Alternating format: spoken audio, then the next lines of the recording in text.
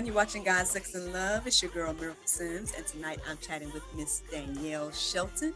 She is an author, an entrepreneur, and a podcast host as well. So if you're ready to learn more about her, please stay tuned.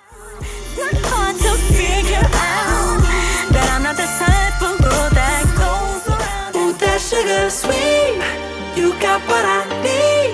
Sipping on the potion, all that good emotion, just my kind of heat. Keep it on repeat, destined by the motion, loving this devotion. Live it up, live it up, live it up, sweet emotion. Every time, every night, you and I on a roll.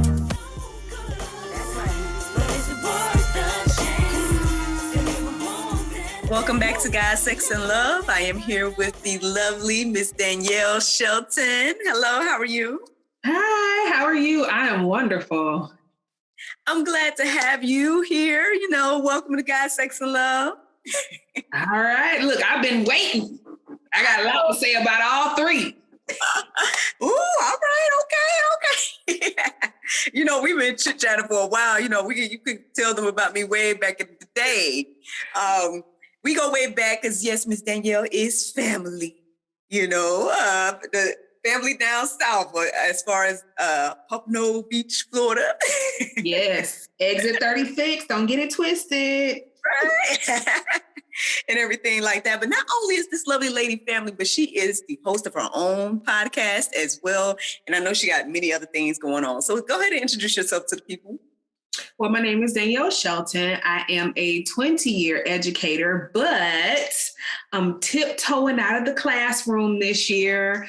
But I still teach in higher ed. I teach English and literature. So that's kind of like my first love. And then yesterday, my daughter called me are you my mommy manager? So I guess I'm a Mom-ager. Nice. Look, so I'm a Mom-ager to an 8-year-old now, but she published her first book at 6. Where is My Watch? That's the name of her book. It's available on Amazon. So I'm pushing her out there, and she pushed me out there to get my book out. So I have a little book out there on Amazon, but I don't really push mine too much, but it's out there. Mom-ager, come on now. Why not?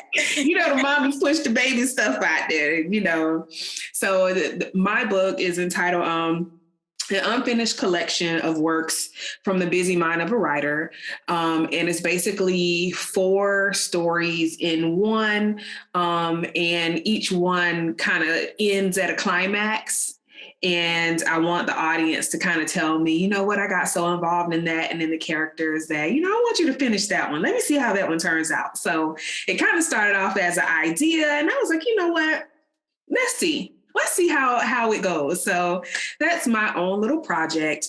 And then I do have a podcast called Tips and Tricks with the destination coach, Danielle Shelton. And then I'm a destination coach. And what that is just it's a life coach that moves you to your destination. So moves you from a place of being stuck to a place of being prosperous and to a place of producing your vision. So just getting you from point A to point B. So that's what I do and how I work with my clients, just getting them from that stuck place. Nice. Look, multipreneurs, y'all know I love my multipreneurs. And everything. I also want to say thank you to Miss Shelton, because I believe, if I'm not mistaken, you were the first person to give me an interview on your platform once I kicked off mine. So thank you for that. She's had me on Tips and Tricks twice now. And hopefully, you feel just as welcome as you made me feel on yours, Yes, I do. Good. So I mean, so many things to touch on there. I mean, you from education to, you're a child author, and then you're an author, and then, you're destination coaching, which I think this is my first time hearing destination coaching. So that's really cool. So where should we start? I was thinking, how did you get into destination coaching? Let's go with that. Let's go backwards, I guess. Well, for those who know me well, that's kind of just what I've always done. It's always been a part of me. It's always been a part of me to kind of guide people along. And I think that's where education came in. That's why I was able to stay and educate for so long, because essentially that's what I do as a teacher, right?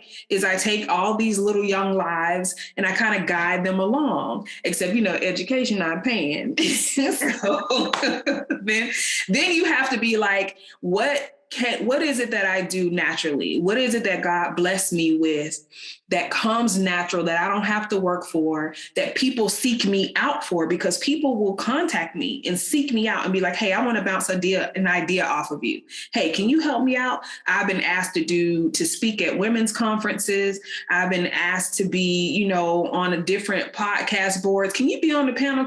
So it just seemed to be such a natural progression of, you know what? I have always been in the position to help other people, but I did it for free.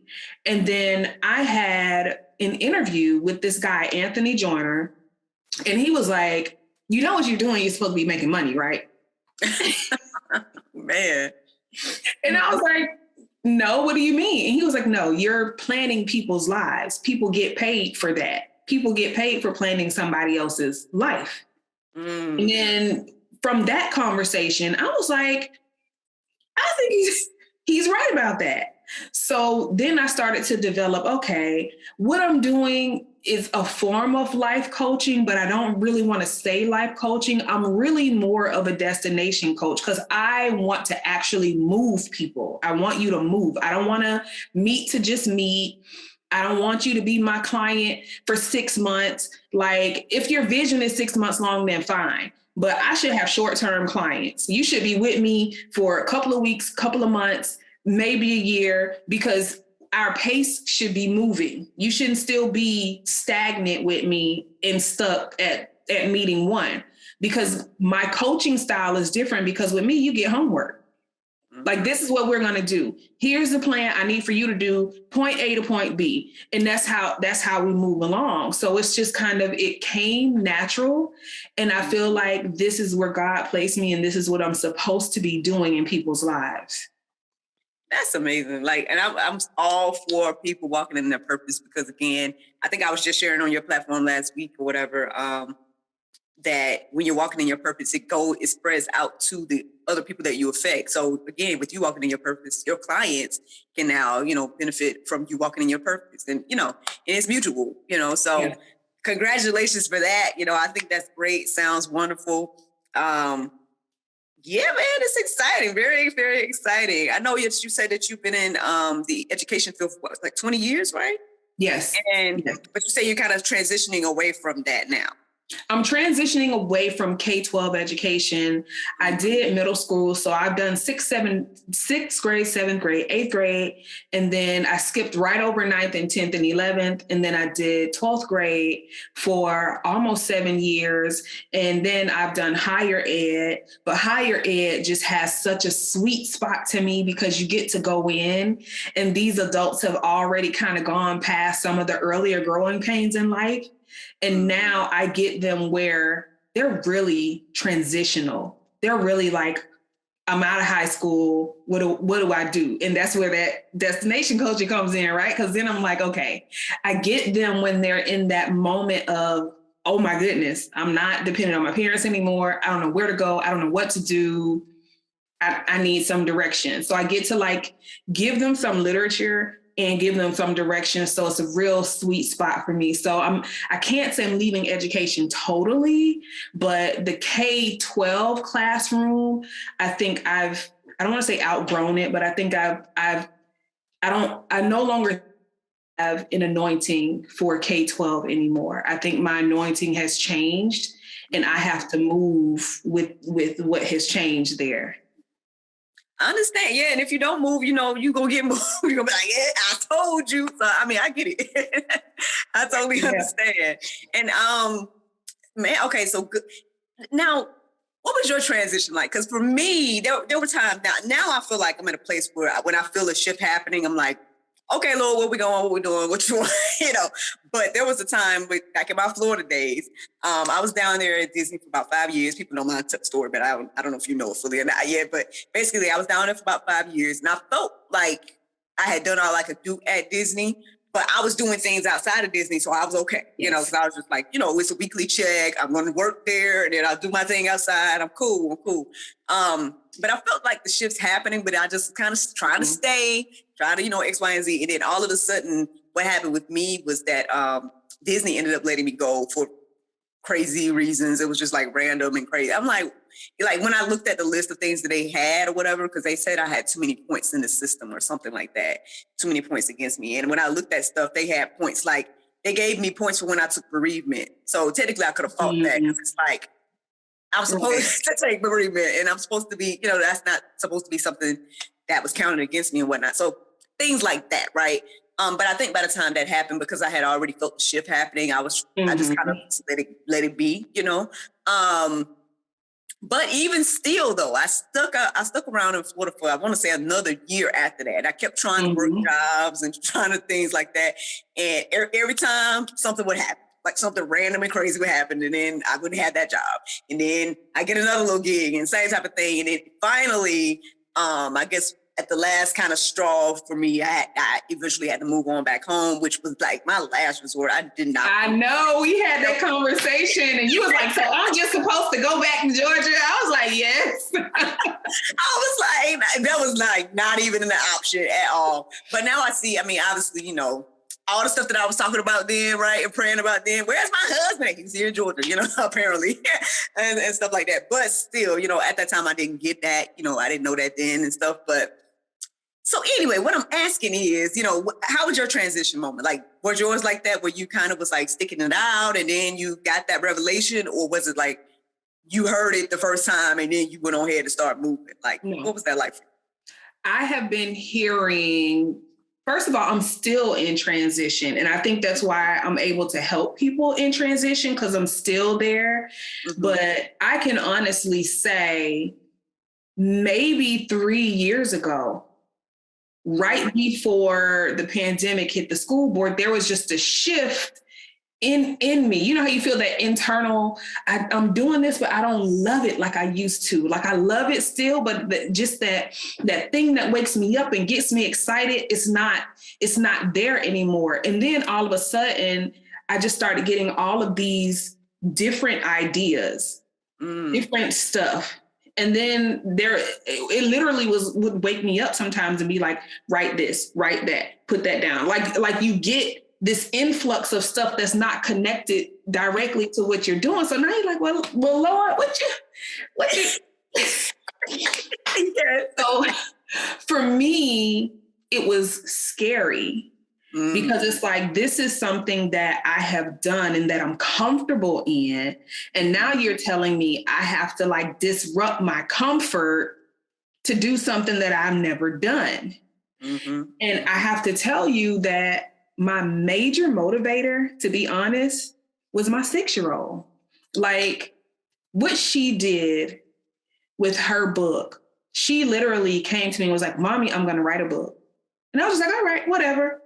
And then she came back to me with stuff written down. And she was like, no, this is the start of my book. And I was like, oh, okay. And then I'm like, okay, maybe she might be serious. But literally, she came to me like that next day and she was like, so are you going to type my book up? Because I see you on the computer, you need to type it up. And then I'm like, okay.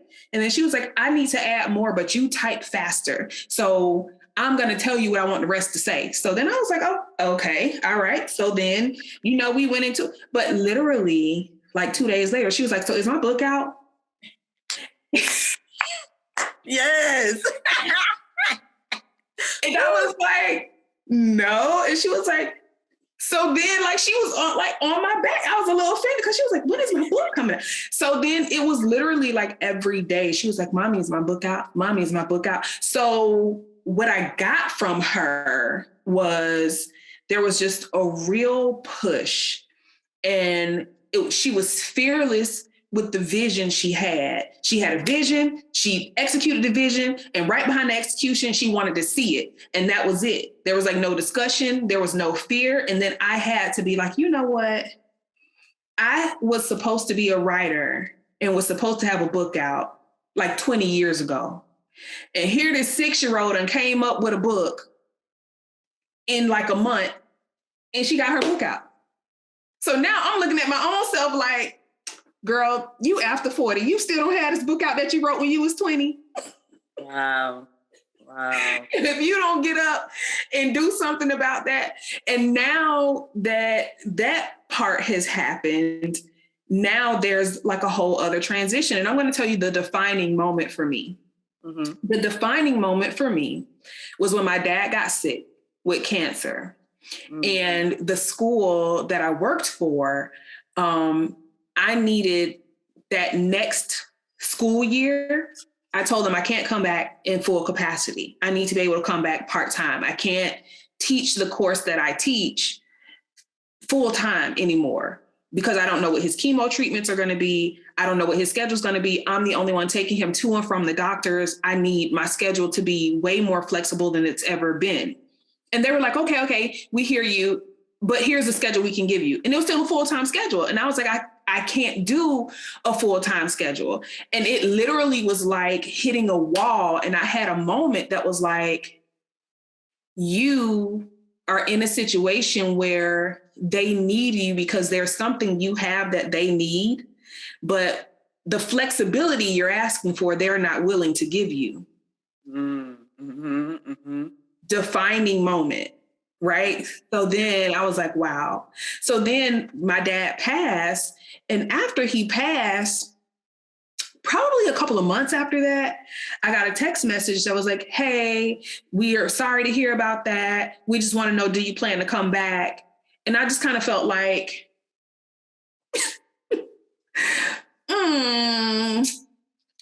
I just don't have any more. It's so selfish in a way, and you give so much of yourself away in K-12 that I really just hit a wall with my dad's passing that I was like, there are so many other things pulling at me in this moment. I don't have anything else to give here. Mm-hmm. And I made peace with that I just don't have anything else to give in this. Mm-hmm. So my transition wasn't easy. And it was very tumultuous in that I was conflicted inwardly because I still wanted to offer my course. At my school, I'm the only teacher that offers the course that I teach. I'm the only one that offers the dual enrollment literature course that's connected to college. Nobody else teaches it. So the guilt that came from that kids can't take the course because I'm not there, it was heavy. Mm-hmm. But then I was like, you got to choose you this time. Man. Ooh, you done dropped the mic on us already? Okay. Did you finish? I don't want to interrupt. I'm done. Yeah. Sis, that testimony right there, like, so many powerful things. I mean, from what you shared about your daughter and the tenacity and the go get it attitude and all of that, that inspired you. And then ultimately what you just shared about, the unfortunate loss of your father and everything like that, even that whole shift between work and stuff. Like, I totally understand. Like, unfortunately, I don't understand fully in regards to losing a parent because the parent that I did lose had passed before I was born, so I didn't get a chance to know him, my father and everything like that. But, a lot to say here. So my apologies, because I'm still like, I hope people are listening, I hope people are, moved by that, because it is, like I said, very, very powerful testimony because, like if we just touch back on what you were just saying there, it's like, yeah, sometimes we get to the point where we don't have anything else to give, and you have to choose between yourself and others and whatnot. And I guess the thing is, which I know I reiterate this in the group on wine a lot, but like they say, you can't pour from an empty glass. Yes. And so you got to make sure you're good, mentally and all those different things, and then you can be able to pour out and do what you're, created to do and whatnot. So That's where that Sabbath came in and all the, taking rest and all of that, so, there's something to be said for that. And I'm glad that you did choose you, because then now you can operate again in whatever gifts and talents that God has given you beyond those things. Yeah. And can I say this? Choosing me helped me be healthier. Mm-hmm. I was suffering from severe anxiety and depression, and I would literally have anxiety attacks coming home where I would have to pull over on the side of the road and get myself because I could not physically see. And just saying, I choose me, and not having to give so much of myself for 10 hours a day, every day, that like what that did overall meant, like it literally was like my body felt me say, oh, we get a turn now. Oh, it's our turn. Okay, it's our turn now. And what that did for my mental health and what that did for the depression and the anxiety, not that it's not still a struggle, but it's nowhere near where it was. Like just choosing me put in place something that my body received well. My body was like, got it. Yeah. It's our turn. And I was able to because I put that out there, then all of this love started to pour in from all these other places. And I was like, oh my God, all I had to do was one, do what God said do, go where he's leading me to go, and then make a conscious decision to take care of myself. Wow. And why did I tell me that when I was 20? Why can I get it? Yeah. Yeah, man, I was just gonna say, and sometimes it is that simple, and to those different choices and whatnot that we make. Because actually, you reminded me of when the gentleman that he's Anointed Touch Health, Fitness, and Beauty. He's been a guest on here, and he was doing. We've done accountability and whatnot. And when I was first starting with him, and I was sharing, he was asking me what I had been doing workout wise and whatnot, and I had been, trying to do something every day. I would try to work out every day, right? And one of the things that he told me was that what I needed to do was add in rest days, right? Instead of working out every day, work out 3 days a week, because you need that time to, rebuild and whatnot in between, because as you're constantly going, you're just breaking yourself down. And just like your situation, I know we're talking about working out versus what you just said, which is not the same. But what I'm saying is that it reminds me of that because, a lot of times we just keep going, keep trying to do everything, right? And then we're beating ourselves down and we're not taking that time for self, like you just said. And then, I guess it just reminded me of what he was telling me because, like you said, your body responded to that, like, oh, wait, we're not doing all that stuff we was doing, and now you can heal, now you can rest, now you can be re-energized to then go and, the rest and everything like that. So I'm glad, I'm thankful for that for you. And that's a blessing to hear that, do you also feel like you're walking in your purpose now, or? I feel like I'm getting closer. I feel like I'm not completely there, but I feel like I'm getting closer to where it is I should be.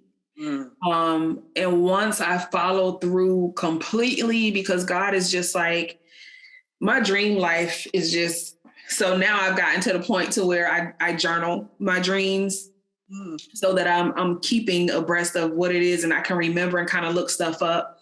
Yeah. But I know I'm a whole lot closer than where I was. Because I got to tell you, stuff doesn't even bother me the way that it used to. Like when you're high stress, high anxiety, anything shakes the ship and you just like, just fall apart. Now it's so much stuff trying to shake my ship. And I'm just like, child, God got that. And I'm just not going to. The peace that comes with just trusting God. I talk about it all the time on the juice. I'm like, I'm trying to get y'all to understand, like, this is how it's been for me. And again, it's crazy because again, I can't sit here and act like, oh, I got everything together. You know what I mean? Like, I technically have not been working like the way that I used to work.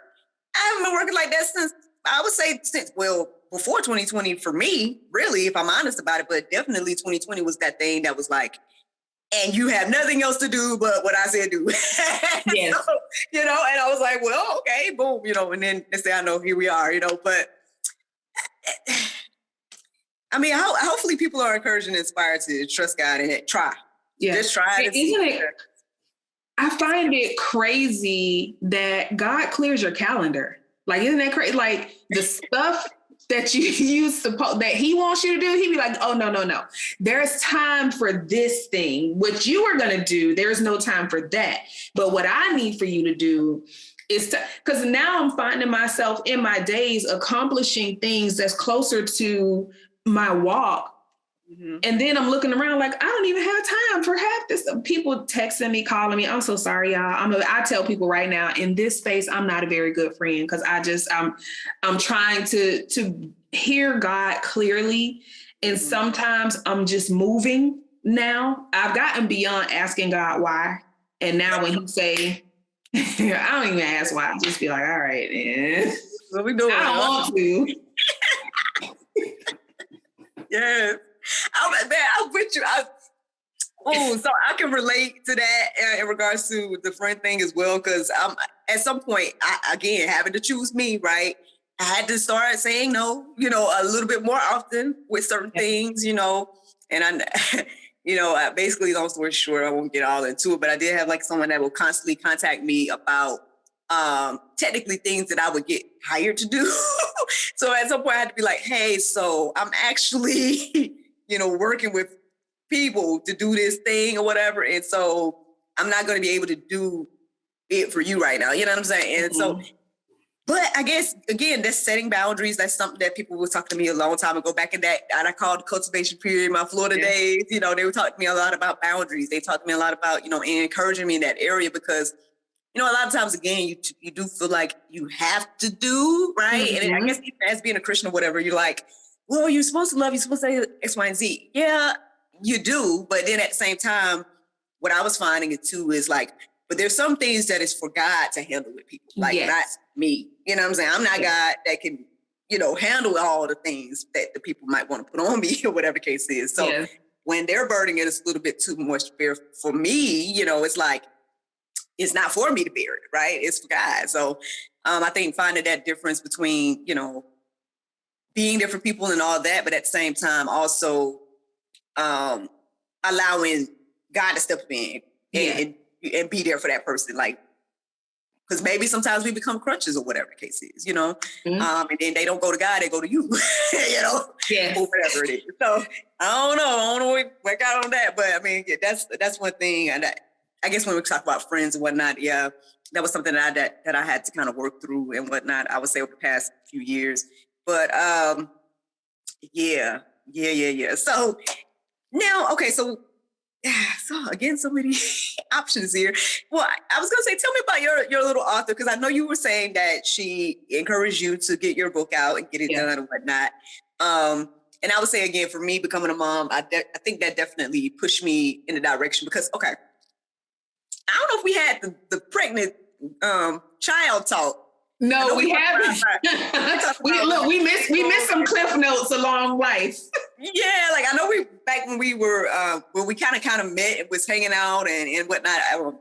During my cultivation period when I came down there, and I think I was going to an audition or something like that in Miami, and y'all kind of took me in and allowed me to like hang with y'all while I was down there and whatnot. And so yeah, I know we talked about being single when we talked about even working out. I think we were talking about that type of thing too, but I can't remember if we talked about kids. But for me, it was never that I didn't want to have children, but I just kind of, I don't know if it's just a Southern thing or what, but I just always heard the narrative like, well, when you have kids, you put your goals to the side, you got to just do what you got to do and all that. So I guess I just, for whatever reason, I just was kind of like, in the right time.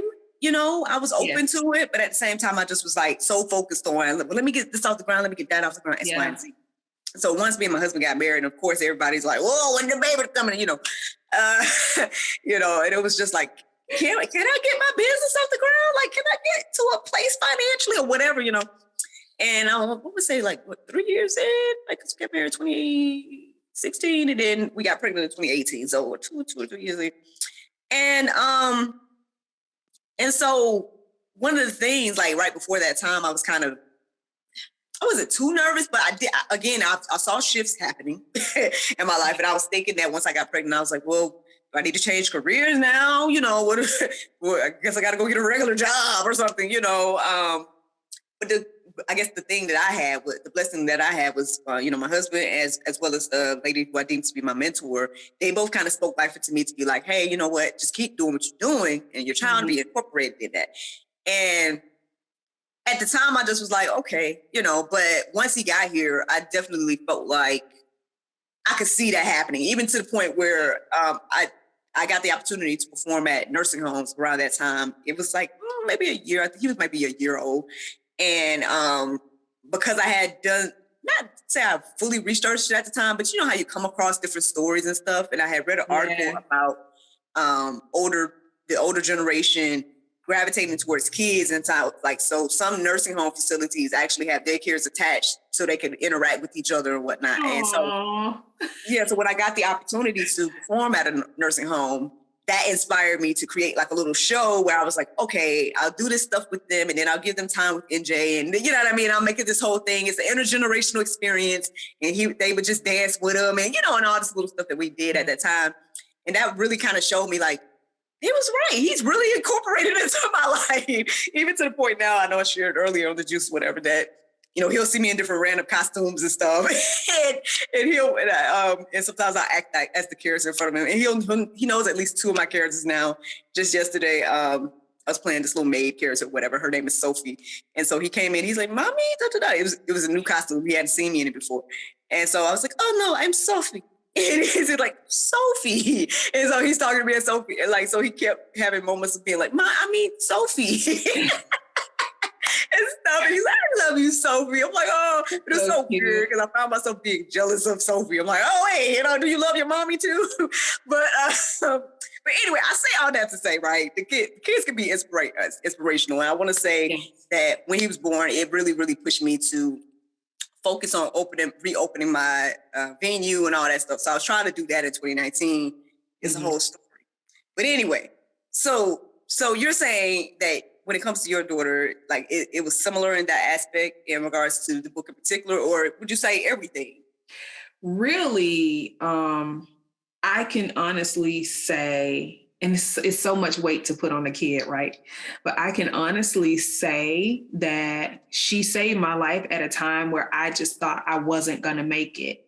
Because when we moved from here to Texas, because my husband wanted to live the big Texas life and have a big Texas house and the big Texas land. And we were going to go to Texas and blow up and be gazillionaires. And I was just kind of like, And at that time, we were just boyfriend and girlfriend when he was telling me about Texas. And I was just kind of like, that sounds good, but I'm not picking up and moving my life for my boyfriend. Like, that's not happening. And I was like, that sounds good. I wish you luck. We'll visit. But then we got engaged. He was like, I can't do this without you. So we got engaged in February. And in March, I was pregnant. So all right, then. Next part of this conversation. So, I said all that to say she was born in December. We moved to Texas like 4th of July weekend. So I moved while I was pregnant. And it was a lot. And we didn't move directly into a place. We moved into my husband's brother's house who lived in Texas. Whole other story. Mm-hmm. I have to come on another episode of Juice for that one. Okay. And then we moved to our own place, but we were new there. We didn't have roots there. So our first place We didn't have any furniture. I was pregnant, sleeping on the floor. My husband got there, and what he thought was going to happen, the job he thought he was going for, it was all this stuff he didn't know that he needed to do before we got there. So now we're there, the whole family, and he's hustling now because he's like, I got my family here. I got to work. So he's working like 3 jobs. So it's myself and I think she was 7 at that time.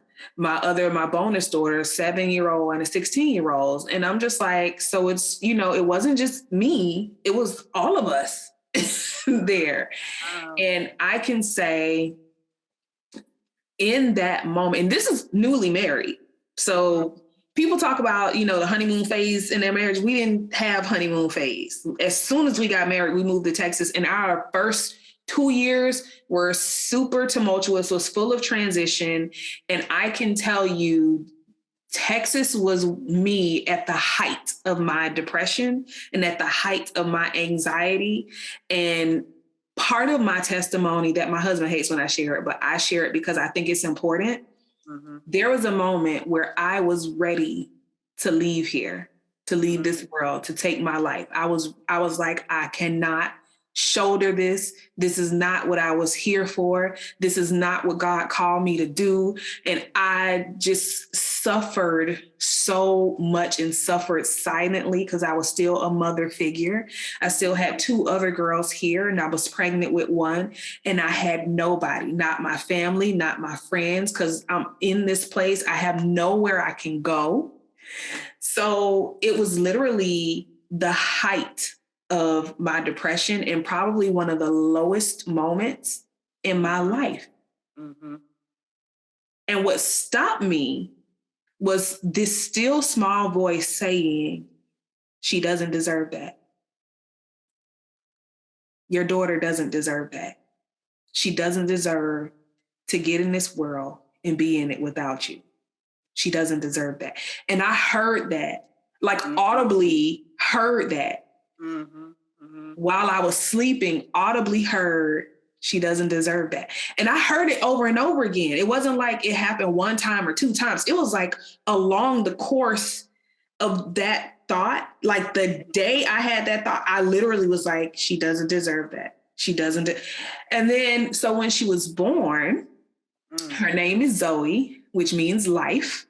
And Jade, which means special jewel.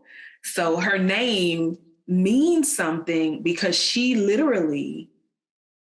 saved me from making a choice that I would have made prematurely. Mm-hmm. Because God has so much more for me. Mm-hmm. And I just couldn't see it in that moment. Like in that moment, in the fire, while I was being forged by fire, in that fire, I couldn't see it. I couldn't see another way out. But I'm so glad that she came in and she's been life ever since. She was all over the place. She a hot mess. She all over the place. She's all over the place. But she saved me. And it's hard to move from that. I try not to put so much pressure on that because it's a heavy story and it's heavily weighted. And I don't want her to feel responsible for mommy. But, at the same time, trying to take that responsibility off her and just put it square on my shoulders and say, I had to make a grown-up decision to sit in the choices that I made and not escape. And that's really what it was about. Being pregnant with her made me sit in my choices.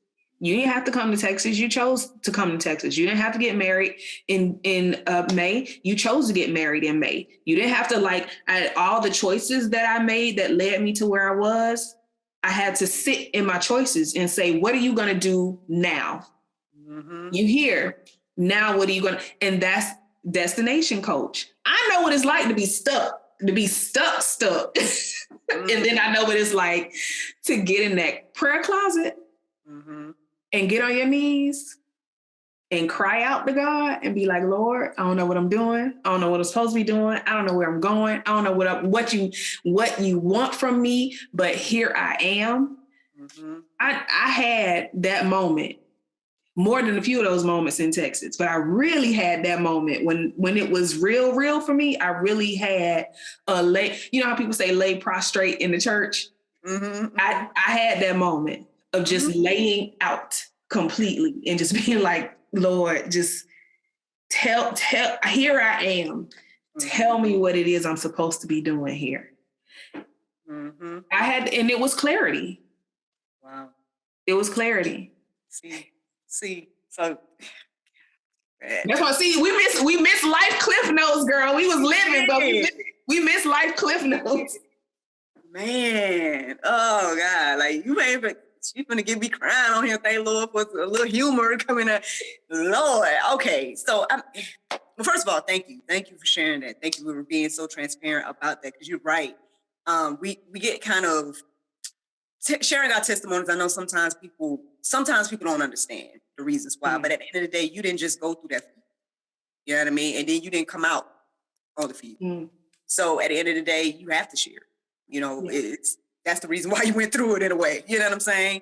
And then thank God for Zoe. You know, that God through her allowed you to see like your position. Like everything you just said there is just, I mean, I hope y'all are grabbing these jewels. Everybody watching, I really hope you grab them, man, because that is, I mean, powerful again. Like I've been there too. Like, and there's nothing wrong with like humbling ourselves before God. And those times, especially when we don't understand, that's where you're supposed to go and get clarity from Him. He knows all, right? Yeah. So, I mean, like there's nothing wrong with having that moment of, you know, because I talk about it all the time. I definitely have plenty of them in Florida being like, what is going on? Like literally looking up at the sky, like, what are we doing? Like, what's happening? Like, you know, whatever. Like, can I know? And the funny thing for me, and after some of those moments, like, can I know what's happening? And then I hear that thing like, no. and it'll make me laugh because I'm like, you know? mind your business. You know, it's like, can you let me in on any of this? Nope. But then years later, I can look back on it and be like, I see what you did. I see what you did there with everything. And so, you know, I'm glad that you're here. You know, I'm glad that you're able to share this testimony now. Powerful, man. I can see you speaking around the world, all that. Because that's an amazing, you know, again, testimony. You know, you're showing people where your help came from. Because that's another thing as well. Because, you know, some people don't even see that. You know what I mean? They'll go through things. And then they'll come out and then they'll be like, oh, you know, and then forget about that God brought them out. So that's one thing as well. But then, but again, I guess, putting that perspective, I think that was, I mean, the whole thing was powerful. But if anything stood out with me right now, is that moment when you sharing about that, you know, the whole situation gave you that perspective of like, you know, choices, right? And where you were. And then not so much dwelling on those things, but then also saying like, okay, where are we going now or whatever? Because I know one of the things I say all the time too, and it stuck with me from, I want to say, it had to be my teenage years. I went to this random, I guess you would call it a hallelujah night. It was where it was Halloween, but they had like at this church, they had this display of dramatic arts or whatever. They just kind of take you through the thing and be like, this is what life looks like, and you know. And one of the things that they said throughout that piece was choices are life-changing. And I see that. I see that in my life so much. And I've held on to that all these years because it's so true. It's so true. Choices are life-changing. And for me, I share it all the time as well, but there's at least a few, two definitely, but maybe a few others, moments where I can look back on my life and look at it like those are crossroad moments for me. And the choices that I made then got me to where I'm at right now. And I'm thankful. I'm so thankful every time I look back on it and stuff, I'm like, Lord, thank you. Like, thank you for allowing me to make that choice and whatnot. So, like I said, I appreciate you sharing that because again, like, I do feel like people, and I you know, I haven't had that feeling of, I don't think I've ever felt that low to think I would take my life or something like that. But I could imagine, or try to at least as much as I can, that, you know, in those moments, like you said, you know, we're not thinking about, you know, not saying anyone else, but how can I say it here? I It's like, thinking about we're not, you're only thinking about the issue that you're currently in, and you're not thinking about like maybe future or anything like that. And I think if I'm understanding you, that being pregnant, right, forced you to think about future, even when you didn't want to. Yep. And so again, thank God, man. And let me let you go ahead and say something else before I get some tears going. Lord, look, look. You ain't tell me you was gonna come on here and try to make me cry, stuff. God. Yeah, it was life-changing. But I tell people, and this is, I think, and I've gotten better. My attitude has gotten better. God working on my attitude, because we live in a better place now. We live in a bigger house now. And we have had people, family members come over and be like, oh, y'all think because y'all live here. And I'm like, for me, I'm like, do you understand the before? You're looking at an after, but that was a before, honey. And if you don't get the before, you definitely won't understand the after. And I have said that, and I can tell you, I have had women who have come to me and be like, oh my God, your husband is do you see what he provided for you? Do you see the house you live in? I want to say, baby, you know what that cost me? Like, it might not have been monetary, but it costs. It almost costs, and see, and that's the thing people don't know. See, that's why we got to stop that. We got to stop what I call it, the comparison game. Yes. You know what I'm saying? Like, we got to stop the comparison game. Like, really, the comparison game is what you used to be and where you're at now. That's what it needs to be. It shouldn't be like versus you. Yeah, like, it shouldn't be you got. If someone else got something great, celebrate that person. And for me, it shows that could also be me or you or whatever the case is. And that's how I try to look at stuff now. I mean, and I know, again, I've talked about it again a lot, but when it comes to acting, I know that was kind of one of the things that I had to obviously learn along the way. I'm not acting like I'm perfect or anything like that. Mm-hmm. So as an actor, you're friends with other actors, and then, if they got gigs and you don't got gigs and all this stuff, you're like, oh, well, what's the difference? Like, why can't I get this and that? But then, I mean, I think eventually one of the things that was eye-opening for me was like, we can all know the same stuff, right? We can be in the same field or whatever, but we'll have completely different journeys. Yes. And that's okay. You know what I'm saying? Yes. So, and that's why now I really do try to, celebrate other women, celebrate people in general. But, I have the group that's specifically, I guess, celebrating other women and like different things. I mean, because again, the things that some people have, some people won't, or whatever, and so it's just and are you willing to work for it? And that's the thing too. Yes. You know what I mean? Because like you just said, they don't know where you came from. They don't know like that story as you just shared. They might not know that, right? But you looking at the after effect and whatnot, and then I'm gonna assume about you, and I say maybe it's just our family. I don't know, but I would say that we're the type of people that would help people. You know what I'm saying? Like, if you come and ask me how I got X, Y, and Z, I'll share it with you, you know? But instead of doing that, you want to be mad or you want to whatever, and it's like, for me, I'm like, you can do it too, but do you want, like you just said, do you want to do it? Do you want to put in the work that I did to get whatever, so. Yeah. And let me just say this, I'm going to throw this in. I'm about to blow your mind right now.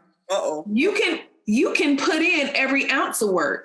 If it's not your journey, it don't matter. If it's not your path, it doesn't even matter.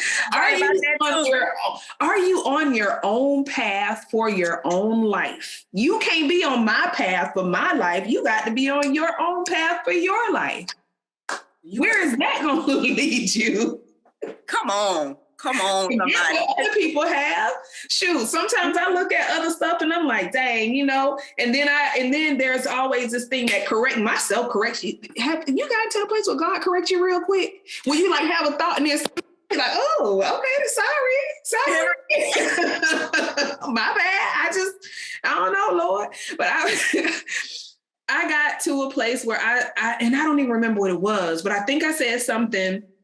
And as soon as I said it, it was like, that's not for you anyway. And I was kind of like, all right, then well, let me go about my business. And that's not for you anyway. Okay, then, well. Right. Can't even say nothing back. And actually this morning, I might not get too into it, but basically, what happened was like, I was responding to someone. They were like, I'm looking for guests. And I was like, oh, they was like, oh, we're looking for, business, the business podcast and whatnot. Like, oh, hey, I got all this business stuff I do. And the person responded with, what did they say? They were like, what does this have to do with business? I'm like, okay, well. You mean all of my businesses have to do with business? Okay. I was like, I just was like, I guess I needed to break it down a little bit more. I just was like, well, I'm also an actor and entrepreneur. Usually people ask me how I juggle it all, like, which is funny because I had just had a conversation with you, that same week or whatnot. I was like, what? And I was telling my husband about it. And his first reaction was like, don't even worry about it, X, Y, and Z. And if she comes back wanting you to be on her show, just go ahead and do it, whatever. I'm like, I hear you, husband. I hear you. I guess I want to be petty a little bit, right? So then I was like, but why didn't she just get the thing? Even though I didn't put my bio, that's the only thing I was like, maybe I should have put my bio. Instead of explaining about the show, I should have just put my bio. Mm-hmm. And then maybe she would have put two and two together. But I'm like, but nah, because I said right there that I'm the creator and host of TSL, for example. So that should have told you something, Right. But okay, And then I had said something along the lines of like, because like, that whole thing means that I'm the one orchestrating this stuff. But then I was like, whoa, wait, sorry, Lord, no, I didn't mean to say that. I'm not. You do me orchestrating. Okay. Like, let me fix that real quick because I didn't want to. I try to step on those toes here. Like, I'm not the one, right? You the one. I'm just the human that's like facilitating this stuff. But I mean, it just But it's good, right? It's good to have that. Like they say, that correction or what they call it, the word conviction. Yes. Because sometimes people don't have that. People don't have conviction. They cool, they just staying where they at, or they cool. And I'm like, but I never could do that. Like anytime I was there, I would be like, and that would be one of the things I'd be asking about, like, why can't I just live and just do whatever I want to do? Like, why I got to be the one over here thinking about all the details and stuff, And God be like, because no. Right?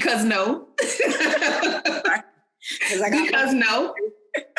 That's why. Got things for you to do. You can't be out here like everybody else. And that's, you know what? People don't understand that. People don't understand that I can't do what you do. I can't say what you say. I can't listen to what you listen to. I can't watch what you watch. I just can't. My mind, the way my mind is set up is a little bit different. And it's not to say that anybody is beneath me. It's just to say where my journey is on my road. There are certain things that I have to have parameters around myself, and I have to block out certain stuff. Now, as other people that's on another road, they can do that stuff. For me, I have to be careful about where I'm going. I'm careful about who I'm around. I'm careful about the energies that are in my space. Mm-hmm. Because I have been in a room where when I walk in, I'm like, something is off. This don't feel right. Yeah. And I leave. Like and I know people think I'm so rude. I'm so sorry if I have come to your event and I've left. I'm so sorry. But hey, well, but if I come in and that thing that God puts in you, that knower says, then I got to follow that knower and be like, I know enough and have lived enough to say, I'm going to go on and go. Thank you for inviting me. This was lovely. I'm a head out. And it's okay to do that. And you know what? People have to give themselves permission to listen to their knower, because sometimes that thing in us, it tells us what we're supposed to be doing and what we're not supposed to. It even tells us who we're supposed to be talking to. When opportunities come, it tells us opportunities if we seek it. Yeah. If you say, God, what you think about that? Because sometimes we won't seek it. Sometimes people just throw money and we be like, yeah, I do it. And then you get in and you're like, oh, Lord, I should have consulted God. That's true. That is true. Speaking as a member, jumping into stuff and be like, oh Lord, I should have said my prayers. I should have. How I get here? How did I get here? That's the truth. And stuff that could have been avoided, like all of that. That's what I mean, even like with dating, all of that, man. Yeah, you use your discernments.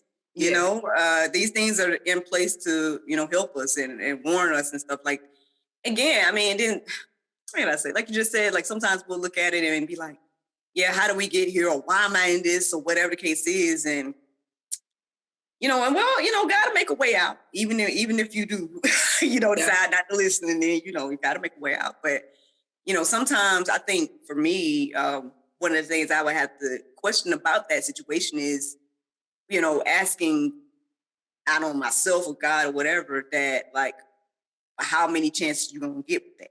You know what I mean? And what decision is going to be the final one? You know what I'm saying? Like, do you want to keep taking those type of chances your whole life? And then next thing I know, that choice to be, like you said, some choices you can't come back from, in a lot of different ways, So, yeah,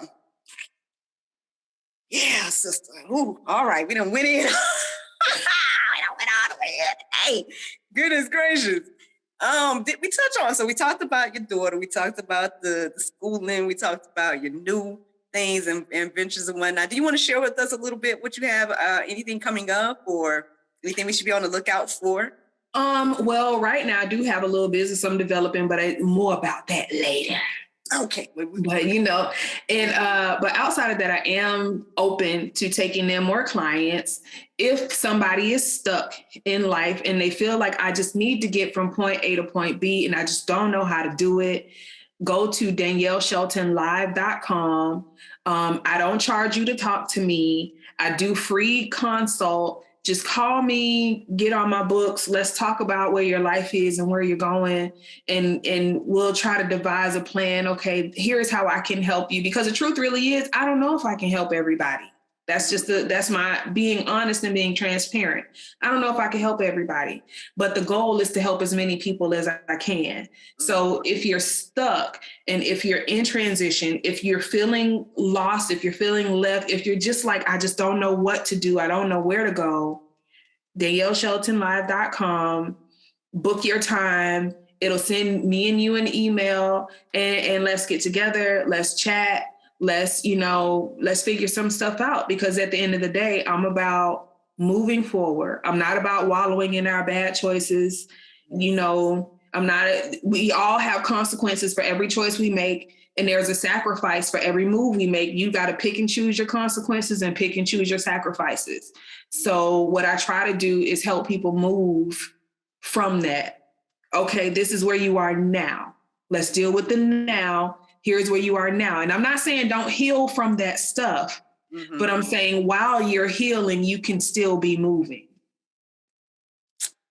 Man. I don't know if is this books or T-shirts? What am I seeing here? It's like so many quotes. You got so many quotes. I love it though. I love that because we definitely need that. Like, I definitely say that. I mean, I've encountered people that need this type of service. Maybe even me. I probably need this type of service at some point in my life. And I think that's what helped me along the way. Not dwelling on the past, not staying in that place of, I'm going to beat myself down about things that happened. I'm going to move forward from where I'm at. And I think that's what's got me here, by the grace of God, you know what I'm saying? So, so yes, congratulations on everything, your business endeavors and everything like that. Please, we didn't even really talk about tips and tricks, but what would you like to share with us about that? Yes, I'm sorry. I have my own podcast, tipsandtricks.com. I have a segment that I really want to grow called HBCU Hype, where HBCU alums come on and talk about why students should attend HBCUs. I have tips and tricks experts where Miss Miracle was on because I feel, is an expert in business and juggling the many things that come along with business. And then I just have regular tips and tricks education where you can come on and give educational tips. I have what's called like a mini pod. So it's usually not longer than about 30 minutes. You come in, we talk, you give the audience some things that they can do to help move themselves forward in their career or in their life. I also added a segment called Tips and Tricks, Health and Fitness. So, and I'm growing that one as well. I have a couple people, dietitians, that have joined in and that I'll be talking to soon. So Tips and Tricks with Danielle Shelton. It is out there on Anchor, on Spotify, on Apple, really anywhere where you listen to podcasts is where you can listen to Tips and Tricks. Awesome. Yes. And you guys got to see her on her Instagram and all of that. She's getting in with that fitness. I'm telling you, like when I met this lady, when I met you, but like when we really got a chance to get to know each other and talk and whatnot, what was the name of that thing? Insanity, y'all. Like, and I think I might have did the warm up and was like, wait, that was just a warm up. And this lady was going, and I was like, oh God. Oh my goodness. On this fitness and stuff, y'all. Like, she'll keep you motivated with that, man. Go ahead and, I do my Monday, Wednesdays, and Fridays. I got my little stuff I do on them days, but she was doing Insanity back in the day, so y'all can imagine. Man, I love you. But first of all, you got to come back, man. You're welcome back anytime. Yes. We got to get you on some panel discussion. Everybody, keep praying for the panel, y'all, so we can have more panel discussions this year. Because I've just been doing a lot of one-on-one conversations last year and this year too, but we got to get some more panel discussions back going. Get some girl chats and stuff. That's going to be good. So we got to have you back in any capacity. You're definitely welcome to come. Is there any other things you want to share? Any social media or? I do have a TikTok page, and that's Tips and Tricks. I put my TikTok page up there, so I do have that. I'm trying, y'all. I'm trying with the TikTok. I can't tell you I'm the best at it, but I'm trying with it. And I do have Tips and Tricks on Instagram. So Tips and Tricks with Danielle Shelton is on Instagram. Also, that's my IG. And Zoe's, that's my little author. She has an Instagram. So hers is author Zoe J on IG. So she has her little promotional page that we're trying to look. I need to get somebody to run her page. So she has her page. So that's just kind of what we're doing right now. Well, that sounds great. Sounds awesome. Maybe we'll have Miss Zoe on one day. I got to figure out something for the kids because I know it's kind of weird. Like, I never felt weird about the name until I heard my niece say it. And then I was like, I guess it's kind of weird, huh? So we'll see. I mean, I don't know. Maybe I'll just call it GSL when the kids is on. GSL kids or something. I don't know. I'll figure it out. Yes. But regardless, I'll keep you in mind because I know there's people that I don't know if she's been doing interviews and whatnot, Zoe. Yeah, she's done a couple interviews, and just this past weekend, I had a shirt made with her book on it, and I was walking around at a fair with her shirt on, and a guy who does a weekly publication for the for Coral Springs magazine actually wants to do an expose on her. So I'm like, yes. She was like, "You my momager." I was like, "Yes, girl, look, because your mama got her shirt on."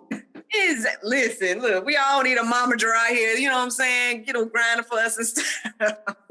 That's amazing. I'm glad that you felt there with that, and got to have you all back and talking about that. That sounds awesome. But I'm gonna let you go, because I know that we could probably sit here and talk all day. You probably got other things to do and whatnot. You probably got other people to help and whatnot. But I just want to say thank you so much for coming, and I truly, truly enjoyed talking to you. Thank you. I appreciate it.